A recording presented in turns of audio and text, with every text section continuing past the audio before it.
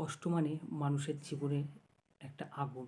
সেই আগুনে একটা মানুষ পুড়ে ছাই হয়ে যায়। একটা সম্পর্ক তৈরি করতে পারলেও টিকিয়ে রাখা সবার ক্ষমতা থাকে না। আজকাল কষ্ট হলে আর কান্না করি না, কিন্তু মনটাকে স্থির করে মনে মনে বলি একদিন সব ঠিক হয়ে যাবে। তোমার মনটা যদি সৎ হয়, শূন্য থেকে শুরু করলেও মনটা বলো শেষ শূন্যতেই হবে। টাকার অভাবে একটা ভালোবাসা মারা যায়, কিন্তু টাকা দিয়ে কখনো ভালোবাসা কেনা যায় না।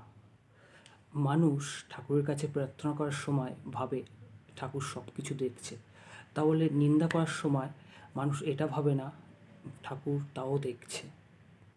High friends, I am Rahul Roy. আর তোমাদের যদি ভিডিওটা ভালো লেগে থাকে তাহলে লাইক, কমেন্ট, সাবস্ক্রাইবার ও কমেন্ট করে যাবে।